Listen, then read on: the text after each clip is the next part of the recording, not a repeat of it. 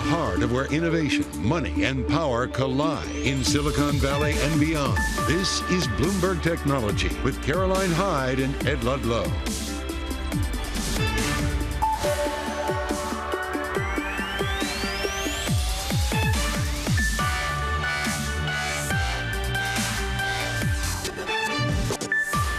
I'm Caroline Hyde of Bloomberg's World Headquarters in New York. Ed Ludlow, he's off today. This is Bloomberg Technology. Coming up, Microsoft and Activision, they extend their deadline for closing that $69 billion deal as they seek approval in the United Kingdom. We've got the latest.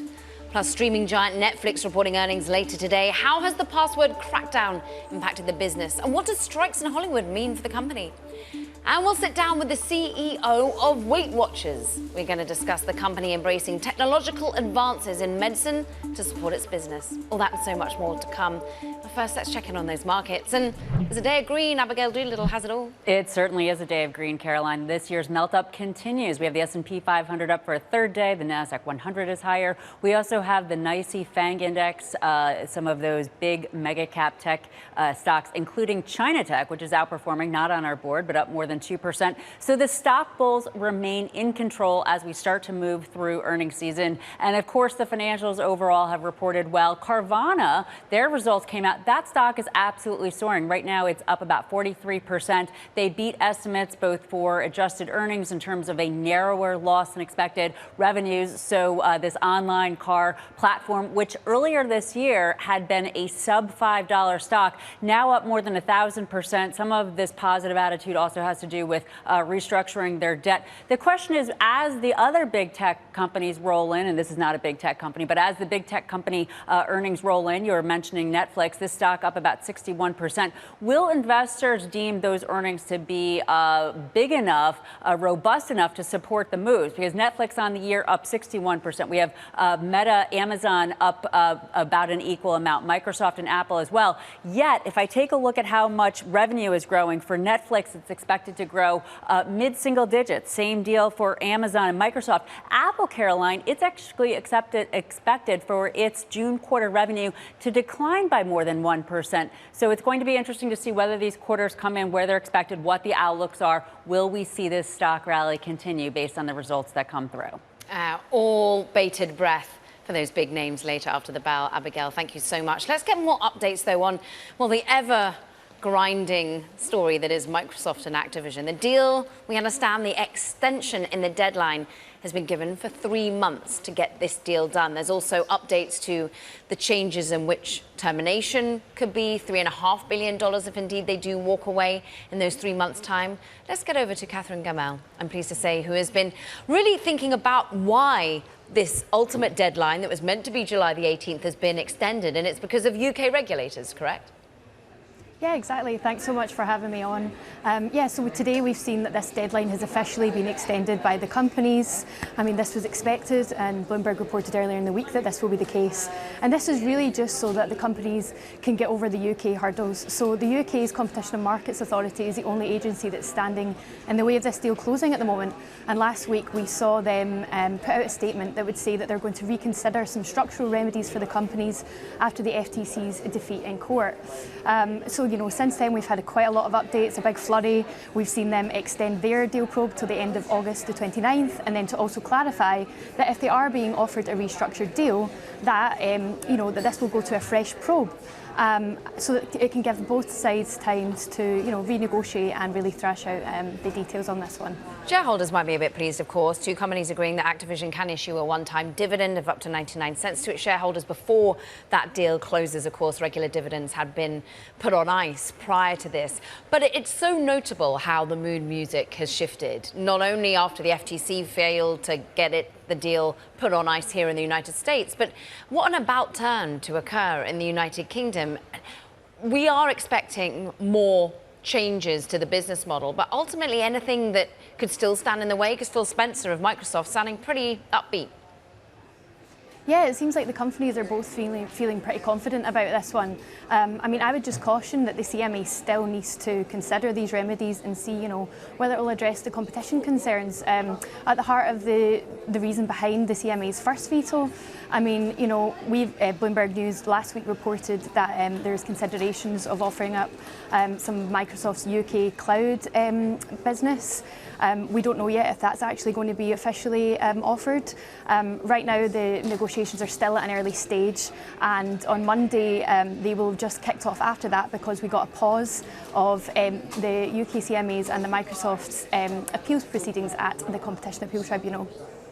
We want to thank you, Catherine. Thank you so much, Catherine Gamal, on all things Microsoft and Activision. Let's get on to Netflix as well, of course, which once upon a time was talking about how gaming was its key competitor. Of course, it's going to be reporting earnings today after the bell. I'm pleased to say that Bloomberg's media and entertainment correspondent Chris Palmieri is standing by in LA. And first, well, we are expecting subscriptions to pick up. It's all about that password crackdown.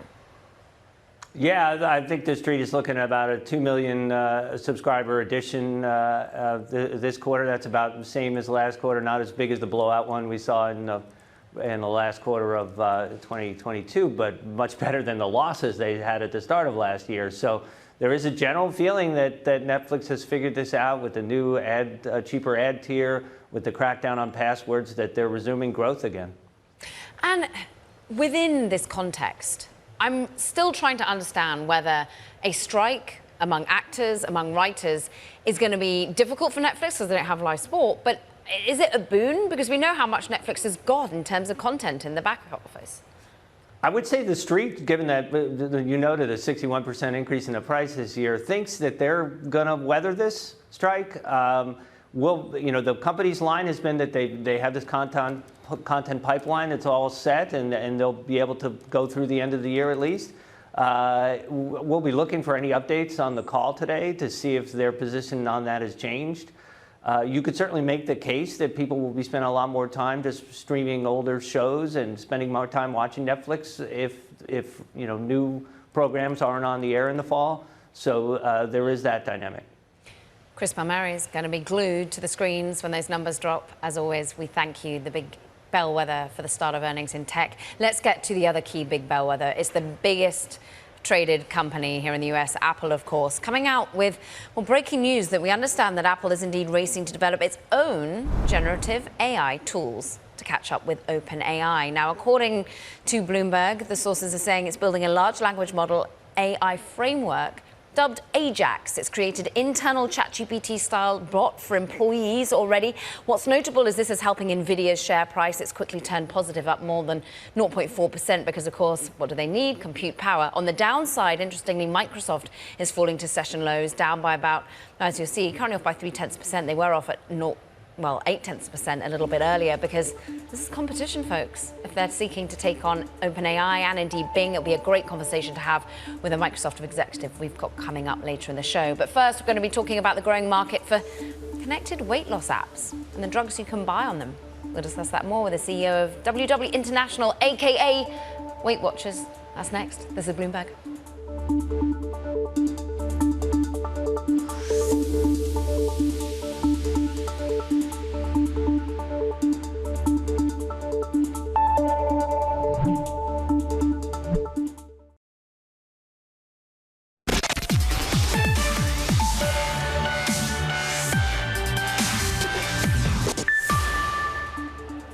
Apple shares at a new record high. Why?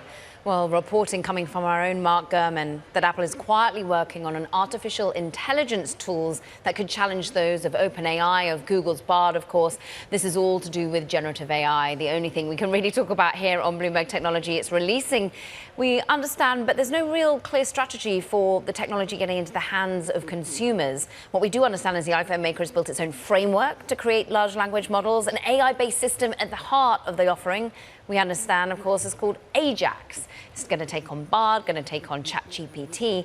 And in fact, they've already created a chatbot service that some engineers called Apple GPT for their own internal employees. But in recent months, this AI push has become a major effort for Apple. Notable that, of course, Tim Cook hasn't discussed it. We were all waiting to see whether he did it at the Worldwide Developers Conference a month ago. We'll see as to whether, of course, it starts to factor in their earnings calls. As we know, anyone can talk about in those earnings things like AI. But we know that Apple has woven AI features into products for years, and now it's trying to play a little bit of catch up in what is an ever more buzzy market for generative tools overall. But we'll see whether people can be creating essays, images, video. I want to shine a light on what's happening in competitors. Microsoft, of course, which has evolved the OpenAI relationship to become one that's really integrated within Bing, within Microsoft Copilot 365. We'll be discussing that in a moment with an executive, but it's down some 0.7% as we talk about this new potential competition. Apple up more than 2% and a new record.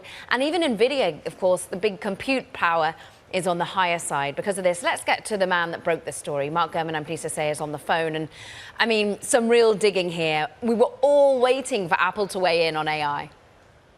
And here we are. I'm told that Apple is quietly working on a set of new generative AI tools with the idea of catching up to OpenAI, Google, Microsoft, Amazon, everyone you've seen entering this buzzy new AI space recently.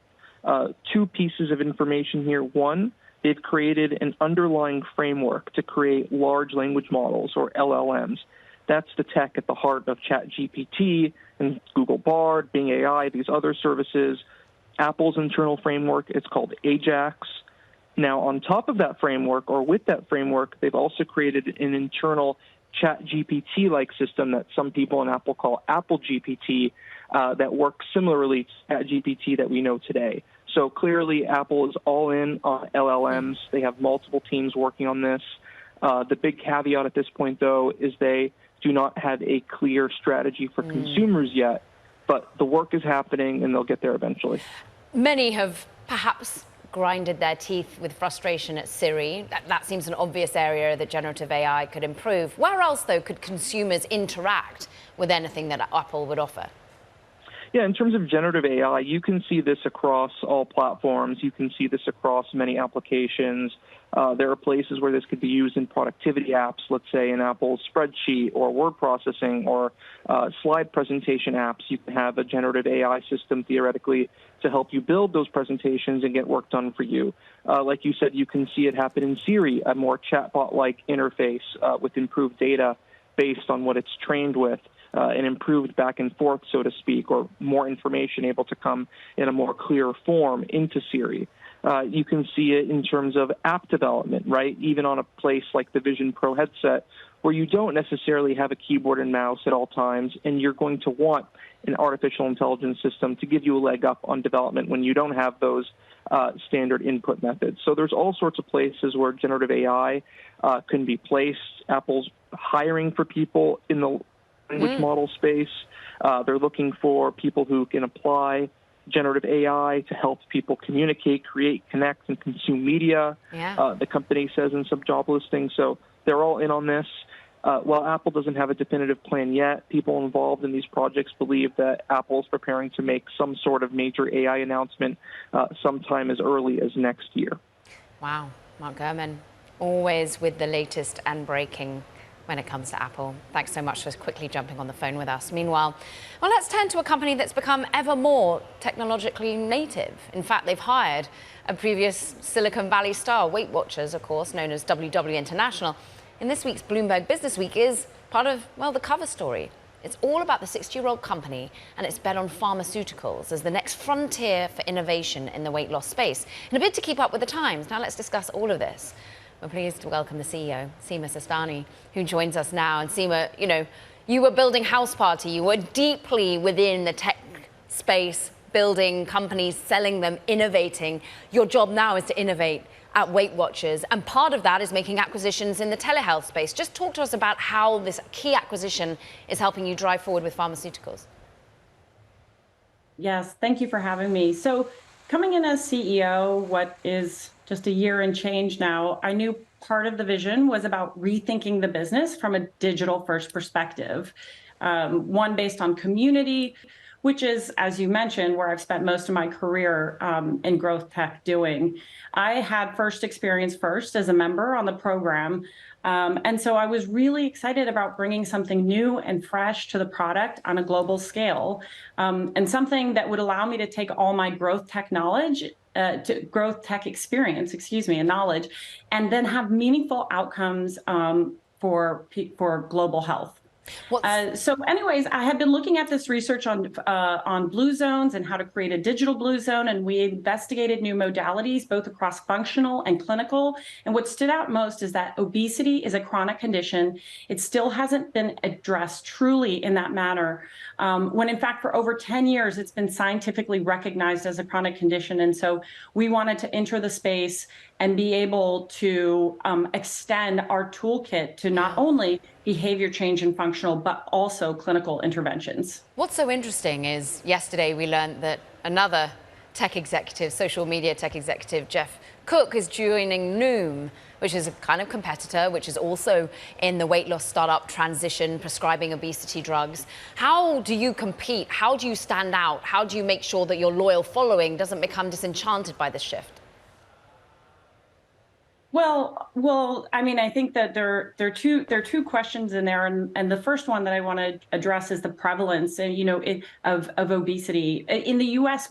Take, for instance, since 1993, the prevalence was about 13%, and now we're talking 42% prevalence, and the trajectory is going to get us to 50% prevalence of people living with obesity by 2030. So this is a matter of rising tides lift all ships. We are, as the leaders in the space, wanting to make sure that this is something that we can address globally and that we're doing it responsibly. And yes, certainly there have been members who we have to bring along in the journey. And it's on us to really destigmatize this category, and people understand that it's not just about willpower for many. It's not a moral failing, that this is a chronic relapsing condition, and in some cases requires a clinical intervention for people to see long-term success and longevity. Talk to us about any program you might launch, whether or not it's through Sequence that people manage to access these obesity drugs, whether it's somewhere else. You're sort of trying to build a program, as I understand it, to do with this acquisition that helps people build a lifestyle. How many people do you think would ultimately sign on? When might we see such a launch, and how? Sure.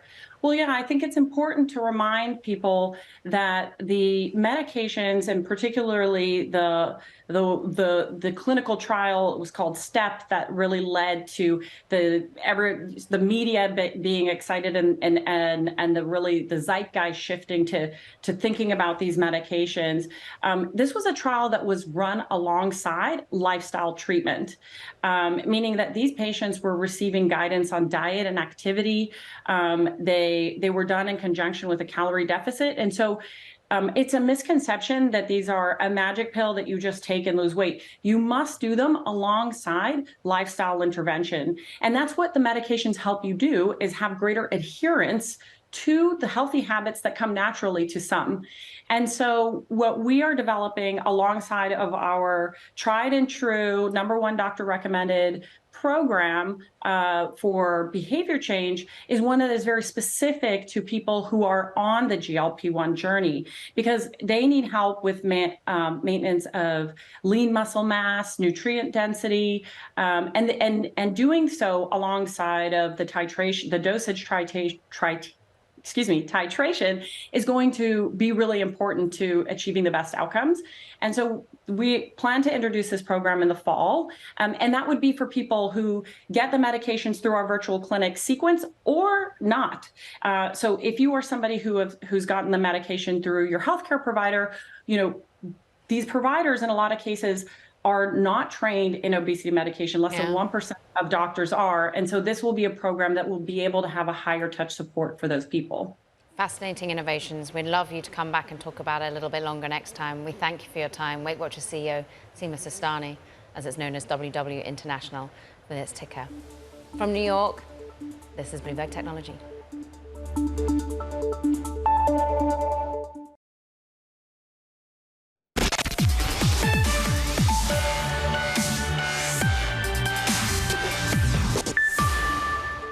Time now for work shifting, when we look at the changing landscape of the labor market amid advances in technology. And you know we've got to talk about AI. We've got to talk about Microsoft's new artificial intelligence tools for its office software. Microsoft 365 Copilot.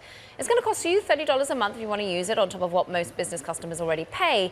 What are you getting in terms of that value? Microsoft Vice President and Modern Life Devices Group, Yusuf Mehdi, is with us. I'm so pleased to welcome you back, Yusuf, to the show. And Bing Chat Enterprise, whether it's being more specific with your data and ensuring that it's safe, and also Copilot, what are you offering here that's distinct? Hi, Caroline. First off, great to see you again. Great to continue the conversation from our launch back in February. The big thing that we're announcing really yesterday is, I think, probably arguably the biggest thing that's going to happen in AI in the next 12 months. And that is that we're unlocking the ability for people at work to be able to use generative AI to help them in their jobs. Up to this point, people have not used it because of concerns of their data leaking out of the organization. All that changes now with the launch of Bing Chat Enterprise and Microsoft 365 Copilot. Ultimately, what has the demand been like? I mean, we heard from executives that they were sort of inundated with CEOs asking them to get using this sort of product. What industries are being most impacted for you? Well, the nice thing about this technology is really horizontally very valuable for people who are writing documents, writing software code, doing analysis, doing strategy. So whether you're in healthcare or architecture or automotive, there are many companies that want to use this powerful technology to help their employees be more productive. And we've seen that with Microsoft 365 Copilot, where we've had companies like Chevron and others using it already and seeing great capabilities. And then with Bing Chat and Bing Chat Enterprise, where really every major company I talk to wants to be able to unlock the creativity power for their employees. So if they'd once said, no, you can't use ChatGPT at work, suddenly they can say yes, but it's got to be the Bing Chat Enterprise. What's interesting, there's some really specific LLMs and generative AI being focused at different industries. I think of Harvey within the law world. Is that something that you're going to work alongside? Yeah, it's a great question. The way I think about it is there'll be these foundational models. There'll be a couple in the world that'll be the most advanced. Things like OpenAI's ChatGPT or GPT that we work with, GPT-4, that power incredible capabilities. And then companies will take those foundational models and they'll do their own training. They'll do their own special capabilities for their applications. We'll enable those in Bing Chat for everybody through our plugin system. Think of it as like having skills in the AI. So that's kind of how it'll work. Less than a minute left, but I've got to ask you, what do you think about the news that Apple's in on the game of generative AI with Ajax? Well, you know, look, it's just such a hot area. People have to get after it. It doesn't surprise me that companies like Apple want to get in there. You know, we've been at it for multiple years. We have a very unique lead with ChatGPT-4, with our role in the enterprise, and you know, the excitement of people wanting to go do that work on Windows. And yesterday's announcements with support for Meta's Llama on Azure really speak to the unique leadership role that we're playing right now. Love to have you back to talk about the open source models versus those more closed source foundational models. We thank you so much for your time there today. Microsoft Vice President of Modern Life and Devices Company, that is Yusuf Mehdi of that group. From New York, this is Bloomberg Technology.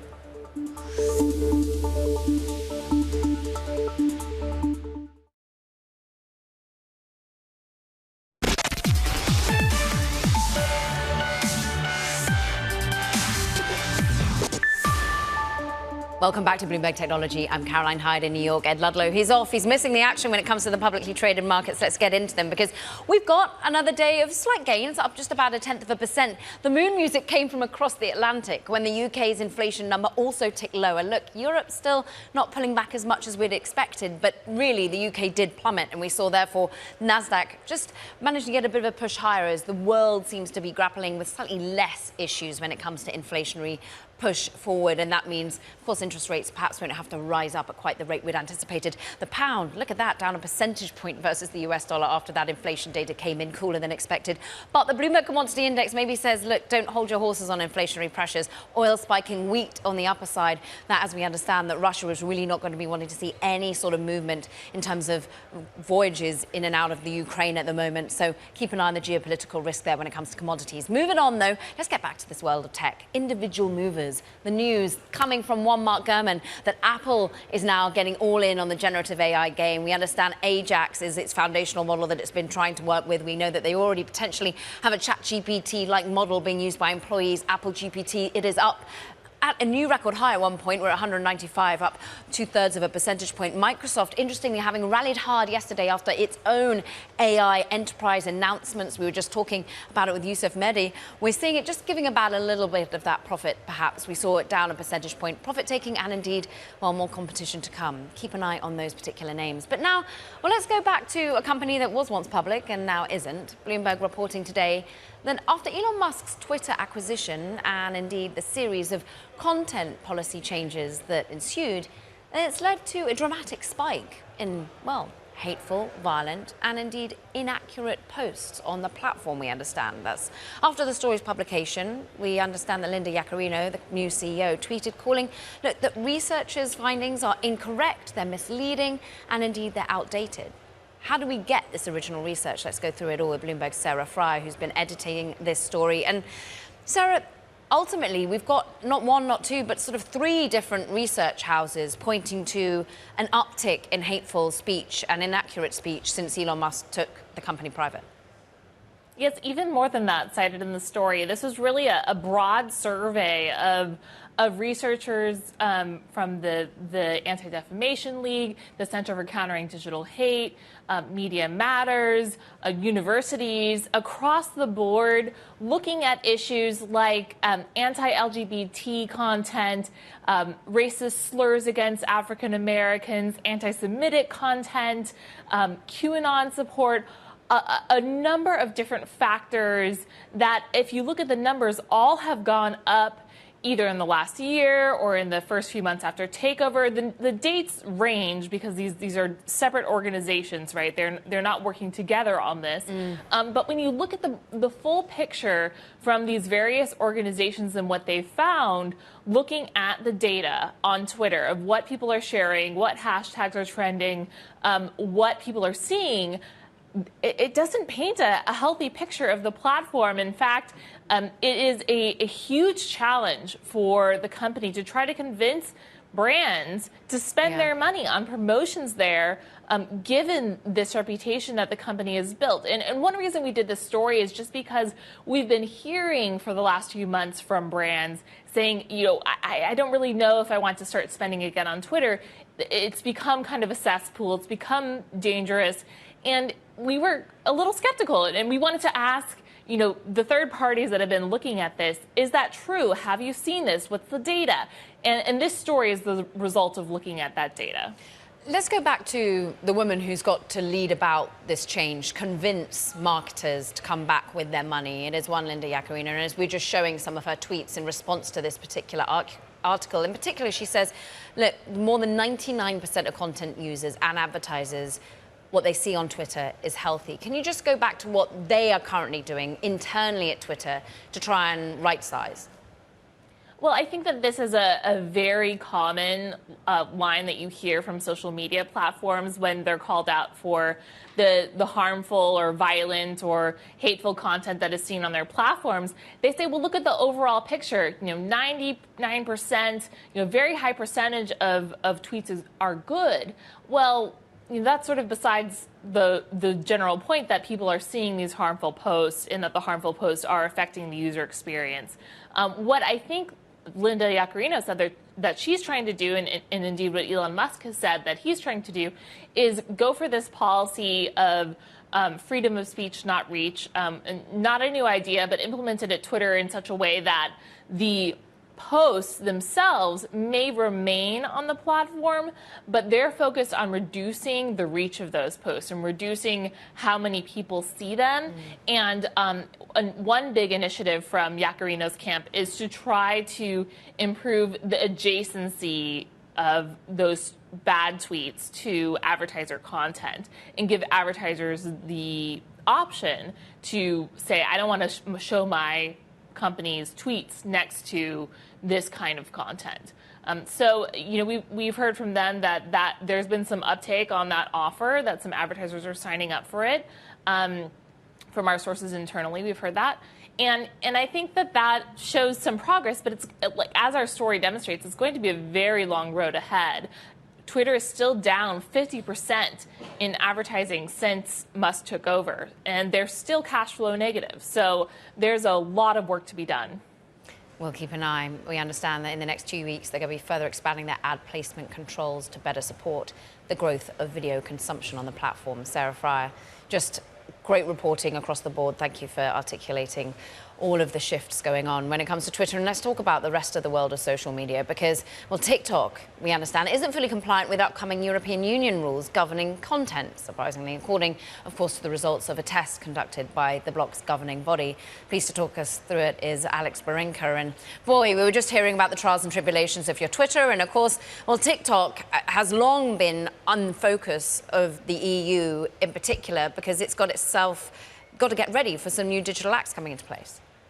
Absolutely. And to be clear, this is a voluntary stress test that happened on Monday that TikTok invited in the regulator who will be overseeing these new rules that go into play on September 1st and said, hey, take a look at what we're doing now. Take a look at our content moderation policies, our data privacy and sharing practices, how much illegal content we have or hopefully don't have. And the commissioner came out after that and said, TikTok, you're still not doing enough. More needs to be done to get you up to snuff, but the rules aren't in play yet. I will say, Caroline, this is a really interesting change in tone. The commissioner, Thierry Breton, actually had some words about TikTok in January, saying that the illegal, dangerous content on the platform was unacceptable. And this week, you see him actually applauding the social media platform for going through this voluntary test, for spending on improving the platform. So it's not quite a full thumbs up for the rules that will come into play in September. But, you know, it is an interesting kind of reveal of what to expect from TikTok, that they're perhaps inching closer, though they still have some more room to run. That's such a good point, given, you know, the tough space that TikTok has been in the EU and the US, and many considering not only some of the content and the impacts on mental health and the like, but also ultimately its ownership, right? And I'm interested as to whether you think that's a pendulum that's shifting in any way.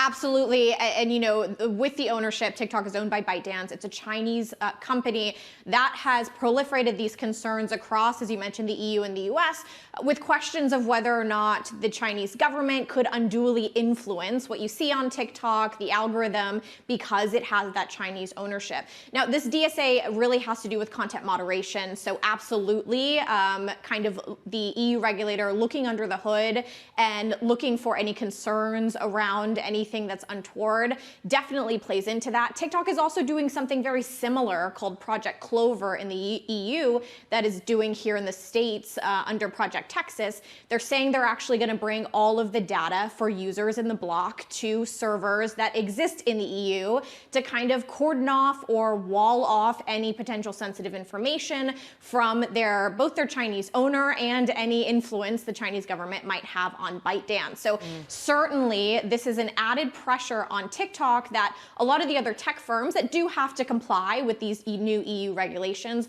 are not necessarily having to deal with.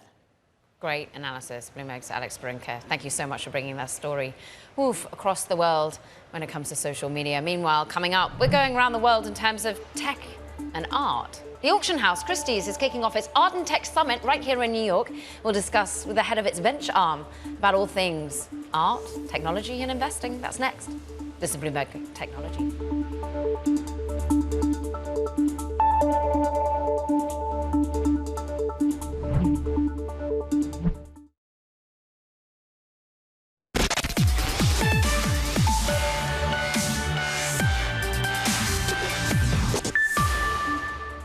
Christie's Art and Tech Summit is back for its 7th edition now, highlighting the latest impact of AI, fintech, Web3, blockchain on the art world, as well as that intersection of luxury, fashion and tech, and much more to be discussed. Christie's, in fact, was the first auction house, if you remember, to register a sale on a blockchain platform. It wants to stay abreast of innovation in the art world, and one way of doing that is through its VC arm, Christie's Ventures. So today, the Venture Spotlight is all about Christie's Venture Global Head, Devang Thakur, who's joining us. And Devang, first and foremost, what is Christie's Ventures? Caroline, thank you for having me. I think Christie's Ventures is our effort at trying to put our investments where our intent is. Right? We've been in the art world for 257 years. We've seen technology pass through these doors and doors across our 46 different offices for centuries. And we've had founders, creators, influencers tell us about everything they were building. That's deal flow. That's what venture capital is all about. And especially after the Beeple auction in 2021, we had everyone who was building anything sending us pitch decks, sending us information about how cool their product was versus all the other products. And I just thought that was the right moment for the first time in our history where Christie's was recognized as someone who was adopting technology at its very earliest stage. And so the venture capital arm allows us to capitalize on some of those deals and really invest in companies that come across our desk. Well, I'm pretty sure post Beeple, Web3 became a really focal point, but we were just looking at some of your portfolio companies there, and there's also holographic technology. What are the other intersections that you feel really benefit Christie's? Yeah, we have 4 pillars that we look at from Christie's Ventures' vantage point. One, as you mentioned, holograms. We look at hardware that helps people consume art better wherever they are in the globe. So holograms is a way we've replicated masterpiece objects like Degas and Giacometti's in photorealistic fashions in holograms. We looked at Web3, of course, that's around 10 to 15% of our portfolio, mostly focused on fundamental picks and shovels sort of investments. So you looked at a company that we work with called Manifold Technologies that helped us, Christie's, build our own on-chain auction platform that we use today. We're looking at AI and data because, again, with 300 years of being in business, we have tremendous amounts of data and knowledge that we can encapsulate. And finally, fintech. People think buy now, pay later is a huge innovation, which it is, but we've been doing that since the dawn of Christie's. Like, people do buy paintings and pay over time. So from the consumer point of view, we look at these 4 pillars and others as technology evolves around us. What's so interesting, we go back to those heady days of 2021 when Beeple's NFT reached 69 million, and we all just sat up and sort of gasped. And now the world is very different. NFT prices have plummeted. You are all about creating value, continuing value. And when you see companies, interestingly, what Gucci's going to be at your event later today, the summit, how are brands thinking about Web3 and NFTs as something that isn't losing value but can actually build loyalty? No, I think that's a great question. I think when people came about, I think the interest levels just skyrocketed. And I think over the last 6, 7, 9 months, they've sort of stabilized. Whether you look at the overall crypto ecosystem, things have stabilized at a level. Whether this is the new level or not, I'm not the expert at it. But in terms of brands, I think brands have found this as a new way to engage communities, whether it's the communities that follow artists, whether it's the communities that follow a certain tech trend. And I think brands have to keep themselves innovative as they have to sort of evolve themselves. They can't maintain status quo. So I think this technology specifically allows them to evolve with the trends in the market. And that's how I see brands using them. And I think this Gucci auction is an example where they're working directly with artists to curate a very fashion-forward sale called Future Frequencies, where artists are exploring generative art and generative AI and as it would apply to fashion. So I think the intersection is quite interesting there. Let's talk about that, the generative AI element, because well, there must also, as much as there's interest, there must be quite a bit of fear. We think of people worrying about copyright. We think about artists and authors and those that are creating, ultimately worried about, well, the democratization of their workspace. How is this something that Christie's is thinking? No, I think that's also a great question. I think the way I see it and the way we at Christie's see it is any new technologies is going to come with its sort of learning cycle. Right? It's going to come with its own sort of interest cycle, but then its learning cycle. So we see as our role being the sort of neutral party that brings together academics, regulators, artists, technologists, business leaders at this conference. Again, I'll do a plug for the conference. The reason we do this is because no one alone is going to solve any of these challenges, whether it's hallucination of AI or whether it's the ethics around using other people's sort of content. I think with AI specifically to your question, I see it as augmenting intelligence rather than artificially replacing intelligence. I think that's where I think improving the productivity of creators as well as other human beings is where I see AI fitting in. Yeah. And that's sort of the theme of the 2 days, like how does some of this technology apply to artists' lives? Less than a minute left, Devang. the companies you invest in, where are they being built? How international are you? Yeah, no, we have companies from Vancouver, Canada to Australia. So we're covering the entire spectrum of the globe. Great to have some time with you. I'll catch up with you later. Devang Thakur, of course, Christie's Venture Global Head, talking about that key art and tech summit right here in New York. From New York, this is Bloomberg Technology.